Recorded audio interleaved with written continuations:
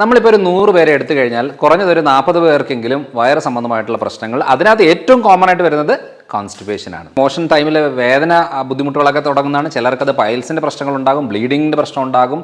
ഇനി അത് പോകുന്നില്ല എന്നുണ്ടെങ്കിൽ അതിൻ്റെ ഭാഗമായിട്ട് വളരെ മാനസിക ബുദ്ധിമുട്ടുകളുണ്ടാകും.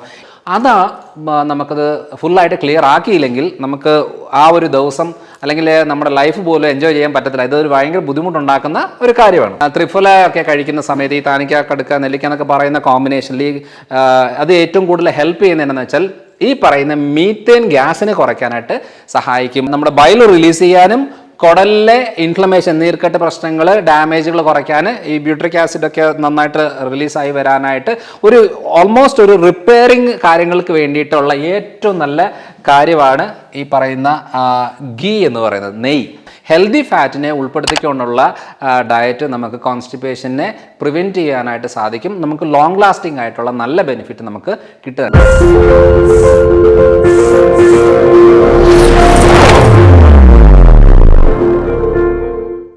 Hello everyone, I'm Dr. Manoj Johnson, lifestyle physician, John Marion Hospital, Pala. നമ്മളിപ്പോൾ ഒരു 100 പേരെ എടുത്തു കഴിഞ്ഞാൽ കുറഞ്ഞതൊരു 40 പേർക്കെങ്കിലും വയറ് സംബന്ധമായിട്ടുള്ള പ്രശ്നങ്ങൾ, അതിനകത്ത് ഏറ്റവും കോമൺ ആയിട്ട് വരുന്നത് കോൺസ്റ്റിപ്പേഷൻ ആണ്, മലബന്ധമാണ്. പക്ഷേ ഈ കോൺസ്റ്റിപ്പേഷൻ എന്ന് പറയുമ്പം ഭൂരിഭാഗം ആൾക്കാരും പറയുന്നത് കോൺസ്റ്റിപ്പേഷൻ ആണ് എന്നുണ്ടെങ്കിലും പക്ഷേ അതിനൊരു ഡെഫിനേഷൻ ഉണ്ട്. അല്ലാതെ നമ്മളിപ്പോൾ ഒരു ദിവസം പോയില്ല എന്ന് പറഞ്ഞാൽ ഉടനെ അതൊരു കോൺസ്റ്റിപ്പേഷൻ ആവത്തില്ല, അല്ലെങ്കിൽ മല മുറുകി പോകുന്നു എന്ന് പറഞ്ഞാൽ ഉടനെ കോൺസ്റ്റിപ്പേഷൻ ആവില്ല. അതിനൊരു കണക്കെന്ന് വെച്ചാൽ ഇപ്പോൾ ഒരു ആഴ്ചയിൽ ഒരു 2 തവണ എന്നുള്ള രീതിയാണെങ്കിൽ അത് കോൺസ്റ്റിപ്പേഷൻ ആണ്. അതും പോകുന്ന സമയത്ത് ഹാർഡാണ്.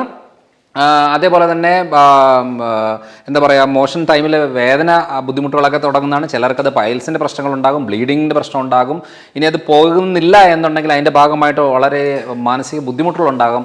ഇതൊക്കെയാണ് ശരിക്കും പറഞ്ഞാൽ കോൺസ്റ്റിപ്പേഷൻ എന്ന് ഉദ്ദേശിക്കുന്നത്.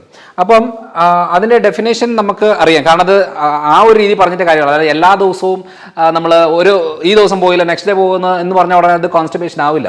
അതായത് ഇതിപ്പോൾ ഒരു ഹാർഡാണ്, ഡ്രൈ സ്റ്റൂളാണ്, അതേപോലെ തന്നെ ആഴ്ചയിൽ ഒരു 2-3 തവണ കൂടുതലാകുന്നില്ല എന്നുണ്ടെങ്കിൽ അതിനെയാണ് നമ്മൾ കോൺസ്റ്റിപ്പേഷൻ എന്ന് പറയുന്നത്. അപ്പോൾ നമ്മൾ ആദ്യം മനസ്സിലാക്കണം, മലം മുറുകി എന്ന് പറഞ്ഞ ഉടനെ അതൊരു കോൺസ്റ്റിപ്പേഷൻ രീതിയിലേക്ക് വരത്തില്ല. അപ്പോൾ ഇങ്ങനെ ഒരു കണ്ടീഷൻ നമുക്ക് നേരത്തെ പറഞ്ഞ സിംറ്റവുമായിട്ട് ബന്ധപ്പെട്ട് വരുമ്പോൾ നമുക്കത് ഫുള്ളായിട്ട് ക്ലിയർ ആക്കിയില്ലെങ്കിൽ നമുക്ക് ആ ഒരു ദിവസം അല്ലെങ്കിൽ നമ്മുടെ ലൈഫ് പോലും എൻജോയ് ചെയ്യാൻ പറ്റത്തില്ല. ഇതൊരു ഭയങ്കര ബുദ്ധിമുട്ടുണ്ടാക്കുന്ന ഒരു കാര്യമാണ്. അപ്പം ശരിക്കും പറഞ്ഞാൽ എന്താണ് ഇതിൻ്റെ കാരണം? നമുക്ക് സാധാരണ ആളുകൾ എന്താ പറയുന്നത്, പഴം കഴിക്കുമ്പോൾ ഓക്കെയാണ്, അല്ലെങ്കിൽ ഞാനിത് ഫൈബർ കണ്ടന്റ് കുറയ്ക്കുമ്പോഴാണ് ഈ പ്രശ്നം വരുന്നത്. അതൊക്കെ നോർമലായിട്ട് വരുന്നതാണ്. ഇപ്പം ഫൈബറിൻ്റെ അളവ് കുറഞ്ഞു കഴിഞ്ഞാൽ നമുക്ക് മലബന്ധ പ്രശ്നങ്ങളുണ്ടാകാം. അതേപോലെ തന്നെ ഡീഹൈഡ്രേഷൻ, വെള്ളം കൂടി കുറഞ്ഞാൽ നമുക്ക് മലബന്ധ പ്രശ്നം ഉണ്ടാകാം. അല്ലെങ്കിൽ ഏതെങ്കിലും പർട്ടിക്കുലർ മെഡിസിൻസ്, നമ്മുടെ ഈ സൈക്കാട്രിക് മെഡിസിൻസ് അല്ലെന്നുണ്ടെങ്കിൽ ഏതെങ്കിലും മെഡിസിൻ പുതിയതായിട്ട് നമ്മൾ ഒരു മെഡിസിൻ ഉൾപ്പെടുത്തി അതിൻ്റെ ഭാഗമായിട്ട്, കാരണം ഞാൻ കൺസൾട്ട് ചെയ്ത സമയത്തൊക്കെ ഞാൻ മനസ്സിലാക്കിയൊരു കാര്യം എന്താണെന്ന് വെച്ചാൽ എല്ലാം ഓക്കെയാണ്, പക്ഷേ ഈ ഒരാഴ്ചയായിട്ട് അല്ലെങ്കിൽ 2 ആഴ്ചയായിട്ട് മോശം പ്രശ്നമാണെന്ന് പറയുമ്പോൾ നമ്മൾ ചോദിക്കും, എന്തെങ്കിലും മരുന്ന് ഈ 2 ആഴ്ചയായിട്ട് കഴിക്കാൻ തുടങ്ങി? ശരിയാണ്, ഞാൻ BP കഴിക്കാൻ തുടങ്ങി, അല്ലെങ്കിൽ ഷുഗറിന് കഴിക്കാൻ തുടങ്ങി, അല്ലെങ്കിൽ കൊളസ്ട്രോളിന് എടുക്കാൻ തുടങ്ങി, പിന്നെ ഉറക്കത്തിന് എടുക്കാൻ തുടങ്ങി എന്നൊക്കെ പറയുന്ന സമയം ഉണ്ടെങ്കിൽ നമ്മൾ ആദ്യം അതിനകത്ത് മാറ്റം വരുത്താതെ ഈ പ്രശ്നം ഒരിക്കലും ക്ലിയർ ആവില്ല. പിന്നെ ഉള്ളത് ബൈൽ സെൻസിറ്റിവിറ്റി. നമുക്ക് ബൈൽ എന്ന് പറഞ്ഞാൽ എല്ലാവർക്കും അറിയാമല്ലോ, നമ്മുടെ ലിവറിൽ പ്രൊഡ്യൂസ് ചെയ്യുന്ന ഒരെണ്ണമാണ്. അപ്പോൾ ഈ ബൈലിൻ്റെ ഒരു പ്രത്യേകത എന്ന് വെച്ചാൽ ഈ ബൈല് കുടലിനകത്ത് പെരിസ്റ്റാൾട്ടിക് മൂവ്മെൻറ്റ് കൂട്ടാനായിട്ട് ഹെൽപ്പ് ചെയ്യും. എന്ന് വെച്ചാൽ മോഷൻ ക്ലിയർ ആകാനായിട്ട് ഹെൽപ്പ് ചെയ്യും. അതിപ്പോൾ നമ്മൾ ശ്രദ്ധിച്ചാൽ നമുക്ക് മനസ്സിലാവും. ഇപ്പം നെയ്യ് കഴിക്കുക, അല്ലെങ്കിൽ ചില എണ്ണകൾ കഴിക്കുക, ഫാറ്റൊക്കെ കഴിക്കുക. ഈ സമയത്ത് എന്നാന്ന് വെച്ചാൽ ഈ പറയുന്ന ആവണക്കെണ്ണയൊക്കെ രാത്രി കഴിച്ച് കഴിഞ്ഞാൽ പിറ്റേ ദിവസം നല്ല ക്ലിയർ ആയിട്ട് പോകത്തില്ല. ഇത് ബൈൽ നന്നായിട്ട് റിലീസ് ചെയ്ത് ഇത് കുടലിലെ മൂവ്മെൻറ്റ് ക്ലിയർ ആക്കുമ്പോഴാണ് ശരിക്കും പറഞ്ഞാൽ നമുക്ക് ആ ഒരു മോഷൻ ക്ലിയർ ആകുന്നത്.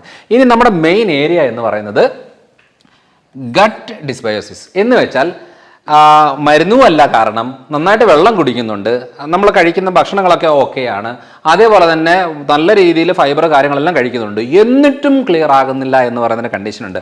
ശരിക്കും പറഞ്ഞാൽ മോഷൻ്റെ കാര്യത്തിൽ ഒരു 40% ആളുകൾക്കും പഴങ്ങളോ ഫൈബറോ കഴിച്ചാൽ ഓക്കെയാവും. പക്ഷെ എന്നാൽ 60% ആളുകൾക്ക് ഇത് എന്തെടുത്താലും ക്ലിയർ ആകാത്ത കണ്ടീഷനാണ്. അവരുടെ പ്രശ്നം കുടലിലെ ബാക്ടീരിയകളാണ്. ഈ കുടലിലെ ബാക്ടീരിയകൾ പ്രോപ്പറായിട്ട് ഫങ്ഷനിങ് അല്ലെന്നുണ്ടെങ്കിൽ ഉണ്ടാകുന്ന മെയിൻ പ്രശ്നമാണ് കോൺസ്റ്റിപ്പേഷൻ എന്ന് പറയുന്നത്. അപ്പോൾ നമ്മൾ അതെങ്ങനെയാണ് അതിനൊരു നോക്കുന്നത്? Gastro intestinal and liver physiology, അതായത് അമേരിക്കൻ ജേർണൽ ഓഫ് ഫിസിയോളജിയിൽ വന്നേക്കുന്ന ഒരു സ്റ്റഡിയാണ്. Methane, a gas produced by enteric bacteria, slows intestinal transit and arguments എന്ന് പറയുന്നത്, അതായത് മീത്തേൻ എന്ന് പറയുന്നൊരു ഗ്യാസാണ്. ഇത് മെത്തനോജനിക് ബാക്ടീരിയ എന്ന് പറയുന്നൊരു ബാക്ടീരിയ ആണ് ഇത് പ്രൊഡ്യൂസ് ചെയ്യുന്നത്. ഈ മീത്തേൻ ഗ്യാസ് എന്ന് പറയുന്നത് ഈ പറയുന്ന പെരിസ്റ്റാൾട്ടിക് മൂവ്മെൻറ്റ് കുറയ്ക്കുകയും മലബന്ധം ഉണ്ടാക്കുകയും ചെയ്യുന്നതെന്ന് പറയുന്നൊരു സ്റ്റഡിയാണ് മെയിനായിട്ട്. ഇത് 2006 പബ്ലിഷ് ചെയ്തൊരു കാര്യമാണ്. അതായത് കുടലിലുള്ള ഈ മെത്തനോജനിക് ബാക്ടീരിയ മീത്തേൻ ഗ്യാസിനെ പ്രൊഡ്യൂസ് ചെയ്ത് ഈ ഗ്യാസ് കോൺസ്റ്റിപ്പേഷൻ ഉണ്ടാക്കുന്ന ഒരു കാര്യം. അതുകൊണ്ടാണ് ഈ ത്രിഫല ഒക്കെ കഴിക്കുന്ന സമയത്ത് ഈ താനിക്ക, കടുക്ക, നെല്ലിക്ക എന്നൊക്കെ പറയുന്ന കോമ്പിനേഷനിൽ അത് ഏറ്റവും കൂടുതൽ ഹെൽപ്പ് ചെയ്യുന്നത് എന്താണെന്ന് വെച്ചാൽ ഈ പറയുന്ന മീത്തേൻ ഗ്യാസിനെ കുറയ്ക്കാനായിട്ട് സഹായിക്കും. ഈ മെത്തനോജനിക് ബാക്ടീരിയയുടെ ഗ്രോത്ത് കുറയ്ക്കാനായിട്ട് ഇത് സഹായിക്കും. അതുകൊണ്ടാണ് ഈ കടുക്ക എന്നൊക്കെ പറയുന്നത് ഏറ്റവും കൂടുതൽ ഹെൽപ്പ് ചെയ്യുന്നതാണ് ഈ പറയുന്ന പ്രശ്നങ്ങളെ ക്ലിയർ ആക്കാൻ. അതുകൊണ്ട് മീത്തേൻ ഗ്യാസ് ആണ് മെയിനായിട്ടും കോൺസ്റ്റിപ്പേഷൻ ഉണ്ടാക്കുന്നത്. അതിൻ്റെ മെയിൻ കാരണം എന്ന് പറയുന്നത് മെത്തനോജനിക് ബാക്ടീരിയ ആണ്. അത് നമ്മുടെ കുടലിലുള്ളതാണ്. അപ്പം reducing methane production by supplementation of Terminalia chebula എന്ന് പറയുന്ന അതാണ് ഞാൻ നേരത്തെ പറഞ്ഞ ത്രിഫലയിൽ വരുന്ന കടുക്ക എന്ന് പറയുന്നൊരു കാര്യമാണ് ഇത്. അപ്പം ഇപ്പം നമ്മളതിനകത്തൊരു നമ്മുടെ കോമ്പിനേഷനിൽ ആൽഫാസെറ്റോൾ എന്ന് പറയുന്ന ഒരു പൗഡറുണ്ട്. അതിനകത്ത് ഈ കടുക്കയാണ് ഏറ്റവും മെയിൻ ഇൻഗ്രീഡിയൻ്റ് ആയിട്ട് വരുന്നത്. കാരണം ഭൂരിഭാഗം ആളുകളിൽ ഈ പറയുന്ന ഈ ചീത്ത ബാക്ടീരിയ പ്രൊഡ്യൂസ് ചെയ്യുന്ന ഗ്യാസിൻ്റെ ഭാഗമായിട്ട് വരുന്ന പ്രശ്നമാണെന്നുണ്ടെങ്കിൽ ഇത് എടുക്കുമ്പോഴത്തേനും അത് ക്ലിയർ. അതുകൊണ്ട് ഈ ത്രിഫല കഴിക്കുന്ന ആളുകളിൽ എന്തുകൊണ്ടാണ് മോഷനൊക്കെ ക്ലിയറായി പോകുന്നതെന്ന് പറഞ്ഞാൽ ഇതാണ് മെയിനായിട്ടുള്ള കാര്യം. എന്ന് വെച്ചാൽ ഇതാണ് മീത്തേൻ ഗ്യാസിനെ കുറയ്ക്കുന്നത്, മെത്തനോജനിക് ബാക്ടീരിയയുടെ പ്രൊഡക്ഷൻ കുറയ്ക്കാനായിട്ട് ഹെൽപ്പ് ചെയ്യുന്നത്. അപ്പോൾ അതേപോലെ തന്നെ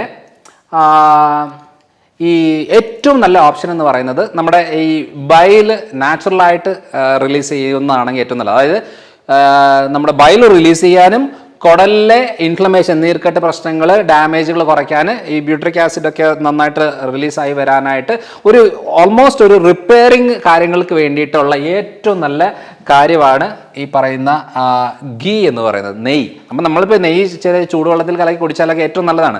നമ്മുടെ ഫുഡിൽ, നമ്മുടെ ഡയറ്റിലൊക്കെ നെയ്യ് ഉൾപ്പെടുത്തിക്കൊണ്ടുള്ള ഭക്ഷണമാണ് ഏറ്റവും നല്ലത്. അതുകൊണ്ട് ഈ പറയുന്ന ലിവറിനും കുടലിനുമായിട്ടുള്ള ബയൽ സെക്രീഷൻ്റെയും കുടലിനെ റിപ്പയർ ഏറ്റവും നന്നായിട്ട് ഹെൽപ്പ് ചെയ്യുന്ന ഒരെണ്ണമാണ് ഈ ഗീ എന്ന് പറയുന്നത്. അപ്പോൾ ഇപ്പോൾ ഏകദേശം ഒരു ഐഡിയ കിട്ടിയല്ലോ. അല്ലാതെ വെറുതെ പഴം കഴിച്ചത് കൊണ്ട് മാത്രം കാര്യമില്ല. എത്ര പേരാണ് പഴം കഴിച്ചിട്ട് യാതൊരു ഉപയോഗവും ഇല്ല എന്ന് പറയുന്നവർ. പിന്നെ ഇതിൻ്റെ ഒരു സൊല്യൂഷൻ എന്ന് പറയുന്നൊരു കാര്യം എന്ന് വെച്ചാൽ നമ്മളിപ്പോൾ ഏറ്റവും നമുക്ക് എല്ലാവർക്കും അറിയാം, നമ്മുടെ വീട്ടിൽ ഉണ്ട് മുതിര എന്ന് പറയുന്നത്, ഹോർസ് ഗ്രാം എന്ന് പറയും. മുതിരയ്ക്കകത്ത് ഏറ്റവും കൂടുതൽ ഡയറ്ററി ഫൈബർ ഉണ്ട്. അത് നമ്മുടെ കുടലിലെ കണ്ടീഷനെ ക്ലിയർ ആകാനായിട്ട് ഏറ്റവും കൂടുതൽ ഹെൽപ്പ് ചെയ്യും. അതിനെ തോരൻ വെച്ച് കഴിക്കാം, എങ്ങനെ വേണമെങ്കിലും അത് കഴിക്കാവുന്നതാണ്, ഏറ്റവും നല്ലതാണ്. രണ്ടാമത്തെ കാര്യം എന്ന് പറയുന്നത് ഫൈബർ നമുക്ക് അറിയാം, പഴങ്ങളിലും പച്ചക്കറികളിലും ഇലക്കറികളിലും ഒക്കെയാണ് ഫൈബർ. ഇപ്പം ഏറ്റവും കൂടുതലായിട്ട് നമ്മുടെ ഈ ഉലുവയിലൊക്കെ നല്ല അളവിൽ ഫൈബറുണ്ട്. പിന്നെ ഉള്ളത് നമ്മുടെ ഈ മുരിങ്ങയിൽ നമുക്കുണ്ട്. ഇലക്കറികളിൽ ഏറ്റവും നല്ല അളവിലുണ്ട്. ഇതെല്ലാം നമുക്ക് മോഷൻ ക്ലിയർ ആകാനായിട്ട് ഏറ്റവും കൂടുതൽ ഹെൽപ്പ് ചെയ്യുന്നതാണ്. ഫ്ലാക്സ് സീഡ് എന്ന് പറയുന്നത് എല്ലാവർക്കും അറിയാം. ഫ്ലാക്സ് സീഡ് നമ്മൾ ഈ പറയുന്ന പോലെ തന്നെ ഉപയോഗിക്കാൻ പറ്റുന്നതാണ്. പിന്നെ ഉള്ളത് ഫാറ്റ് ഫുഡാണ്. ഫാറ്റ് ഫുഡ് എന്ന് പറയുന്നത് മുട്ട, മീന്, ഇറച്ചി, ഇതിനകത്തെല്ലാം ഫാറ്റ് ഉൾപ്പെടുത്തിക്കൊണ്ടുള്ള ഫുഡ്. പിന്നെ അവക്കാഡോ, അതേപോലെ തന്നെ തൈര്, വെണ്ണ, നെയ്യ്, ചീസ്, ഈ പറയുന്ന കാര്യങ്ങളെല്ലാം ഫാറ്റ് ഫുഡുകളാണ്. അപ്പം ഹെൽത്തി ഫാറ്റിനെ ഉൾപ്പെടുത്തിക്കൊണ്ടുള്ള ഡയറ്റ് നമുക്ക് കോൺസ്റ്റിപ്പേഷനെ പ്രിവെൻറ്റ് ചെയ്യാനായിട്ട് സാധിക്കും. നമുക്ക് ലോങ് ലാസ്റ്റിംഗ് ആയിട്ടുള്ള നല്ല ബെനിഫിറ്റ് നമുക്ക് കിട്ടുകയാണ്. ഇതൊക്കെ സത്യം പറഞ്ഞാൽ നമ്മൾ കഴിക്കുന്ന സാധാരണ ഈ ചോറും കപ്പയും ചപ്പാത്തിയും മാത്രം കഴിച്ചുകൊണ്ടിരുന്ന ഒരിക്കലും നമ്മുടെ കുടലിലുള്ള ബാക്ടീരിയകൾക്ക് ഉപയോഗമില്ല. അതുകൊണ്ട് അതിൻ്റെ അളവ് കുറച്ചേച്ച് ഇത് കുറച്ച് കൂടുതൽ ഫോക്കസ് ചെയ്തുകൊണ്ട് പോവുകയാണെന്നുണ്ടെങ്കിൽ നമുക്ക് ഈ കോൺസ്റ്റിപ്പേഷൻ പ്രശ്നങ്ങൾ, അല്ലെങ്കിൽ മോഷൻ പോകാതിരിക്കുക, ഗ്യാസ് നിറയുക, ടെൻഷൻ കൂടുക, ഫുഡ് വിശപ്പില്ലാതിരിക്കുക, സ്കിൻ കണ്ടീഷൻ ഉണ്ടാകുക, അങ്ങനെ പലതരം ബുദ്ധിമുട്ടുകൾ ഒഴിവാക്കാനും പ്രിവെൻറ്റ് ചെയ്യാനുമായിട്ട് ഈ ഒരു കോമ്പിനേഷനാണ് ഏറ്റവും നല്ലത്. അതുകൊണ്ട് നമ്മൾ വെറുതെ ഒരു പഴം കഴിച്ച് ലെവലാക്കുക എന്നുള്ളതല്ല ഇതിനകത്ത് ഉദ്ദേശിക്കുന്നത്. ഇതിനകത്ത് കുറേ ഇൻറ്റർണൽ ആയിട്ടുള്ള മെക്കാനിസം, കണ്ടീഷൻസ് ഒക്കെ കിടക്കുന്നതുകൊണ്ട് ഈ റൂട്ട് കോസ് ക്ലിയർ ആക്കി കഴിഞ്ഞാൽ നമുക്കിതിന് നല്ലൊരു സൊല്യൂഷൻ കിട്ടും. അപ്പോൾ അടുത്തൊരു വീഡിയോ ആയിട്ട് വരാം. ബൈ.